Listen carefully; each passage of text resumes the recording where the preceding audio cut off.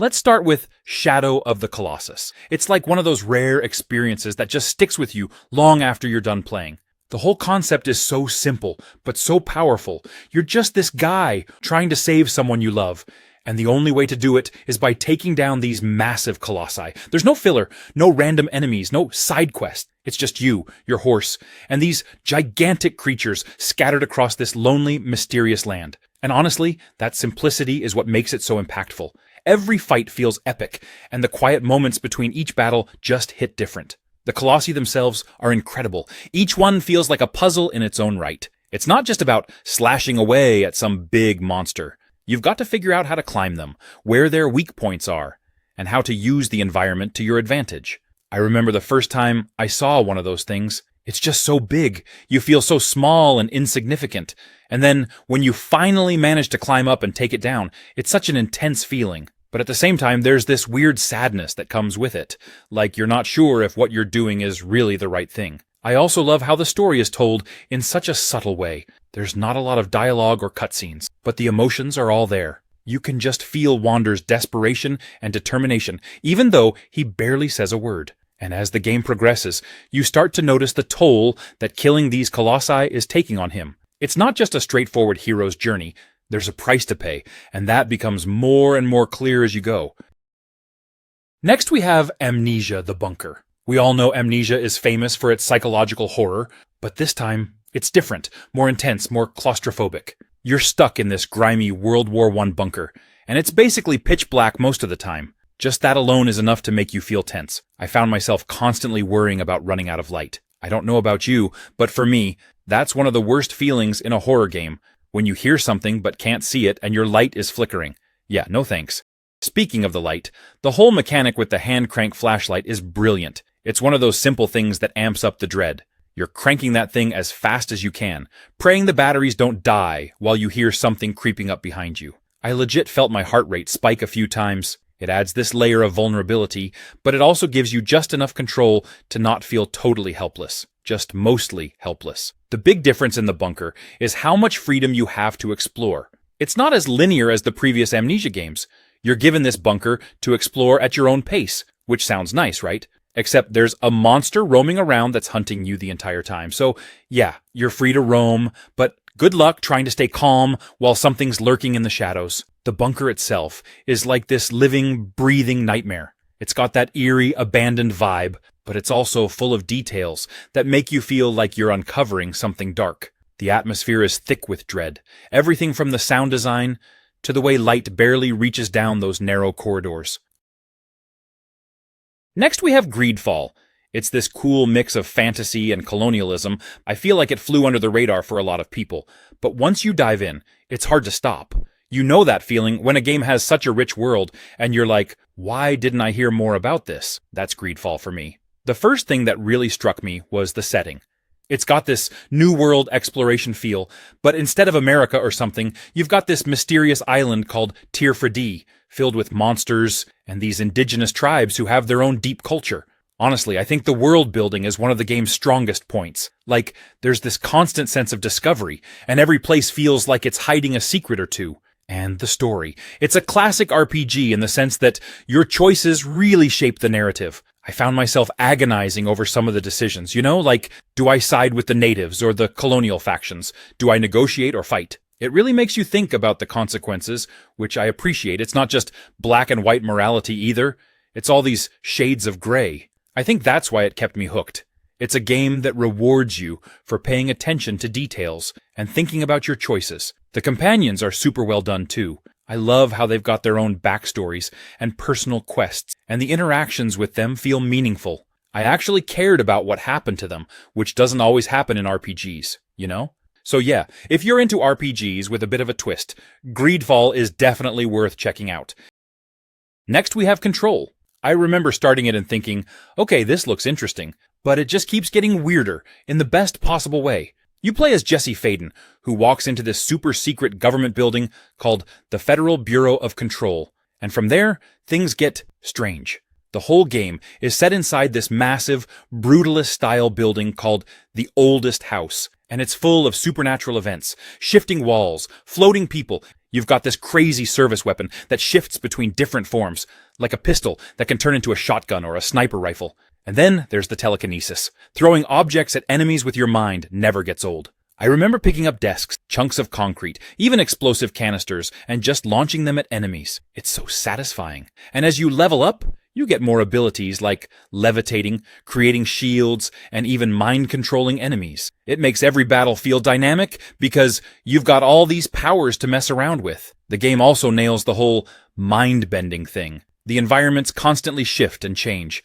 There's this one part, the ashtray maze, that had me completely blown away. It's like this surreal, almost psychedelic level where the walls and floors are shifting, and you're just flying through it, blasting enemies while this killer rock soundtrack plays. So yeah, Control is one of those games that feels totally unique.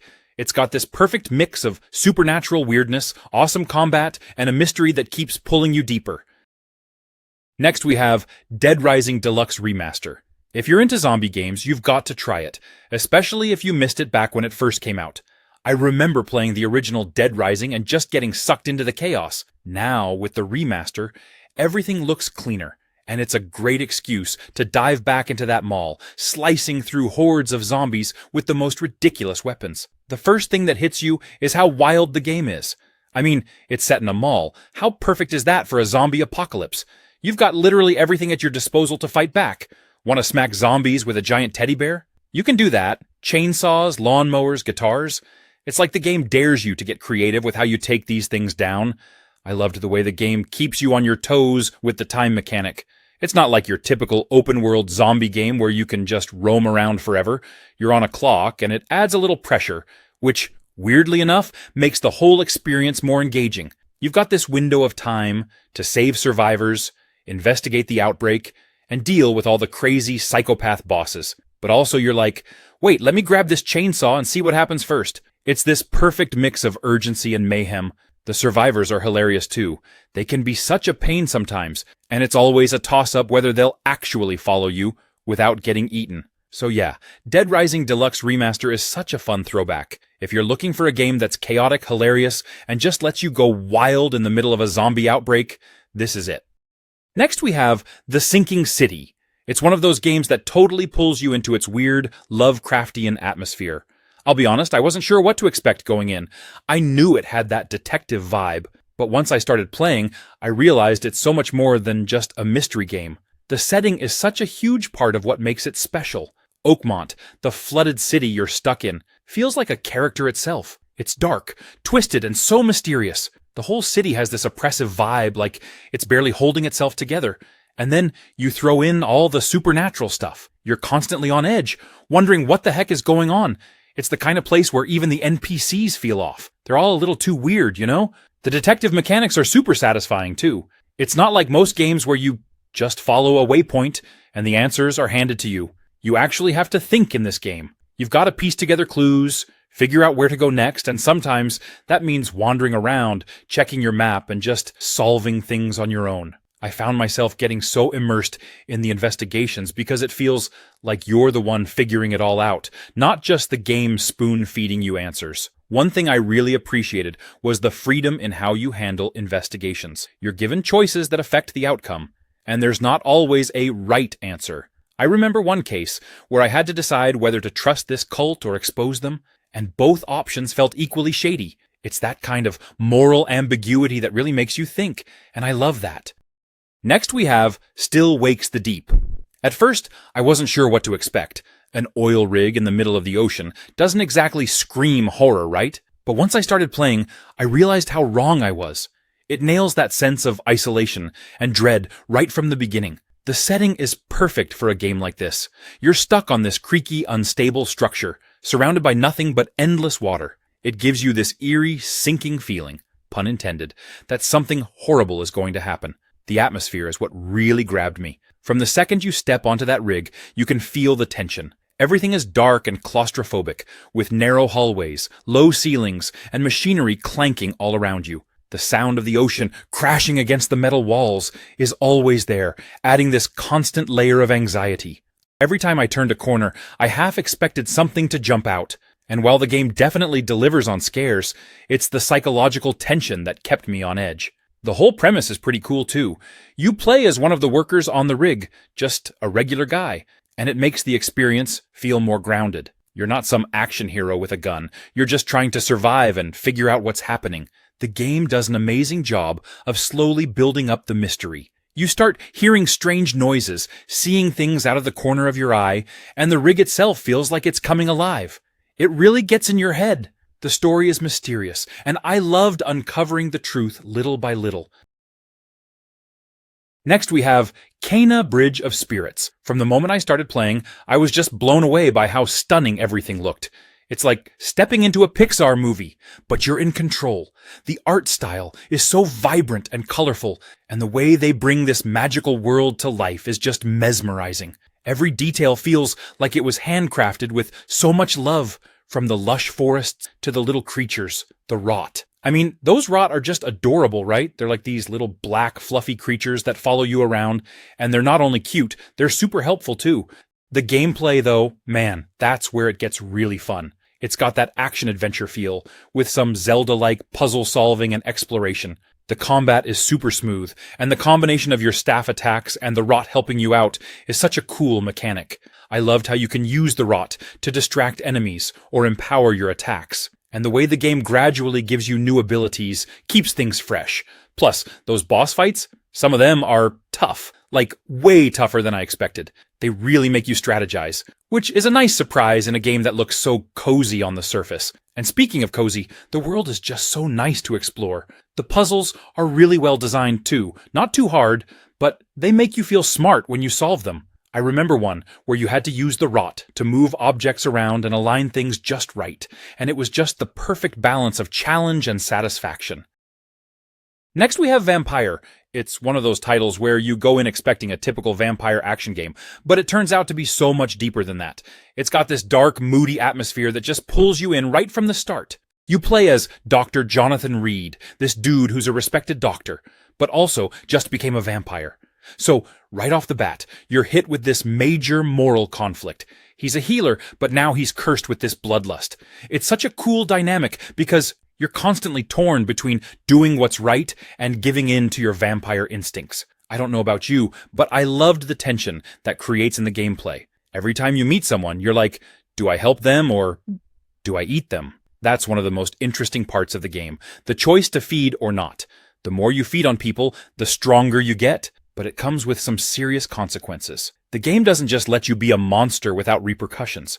If you kill too many civilians, whole districts can fall into chaos, and you end up ruining your own world. But then again, if you don't feed, you're weaker, and the game becomes more challenging. I remember thinking, man, do I really want to sacrifice this person for a quick power boost? It really makes you consider every move. The combat is actually pretty fun too.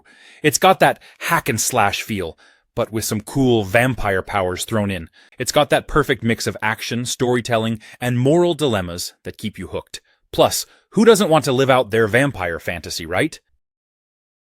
Next we have Squirrel with a Gun. I know, the title alone is enough to make you chuckle. I mean, a squirrel with a gun? It's such a ridiculous concept, but that's exactly what makes it so fun. The game doesn't take itself seriously at all, and that's why I love it. You're literally a squirrel, running around with firearms, causing chaos in this open-world environment. From the moment you pick up your first weapon, you're like, wait, is this real? Am I actually doing this? And yes, you are. The way the squirrel moves and interacts with the world is hilarious. You can pick up a gun, and the recoil sends your tiny squirrel body flying all over the place. I found myself just shooting things to see how far I'd get launched. You'd think that would get old after a while, but it really doesn't. Every time I'd go airborne, it cracked me up. The game is just pure, chaotic fun, and it's all about experimenting with the mechanics. One of my favorite things to do was ambush the NPCs. The reactions are priceless. People just freak out, running away from this tiny squirrel holding a huge gun. It's like the game knows how absurd it is, and just leans into it.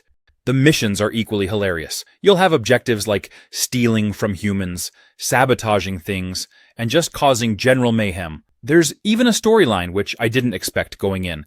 It's light and doesn't get in the way of the fun, but it gives you a little more structure if you want something to work toward. At its core, Squirrel with a Gun is all about chaos and laughs. You're not playing it for deep storytelling or complex mechanics.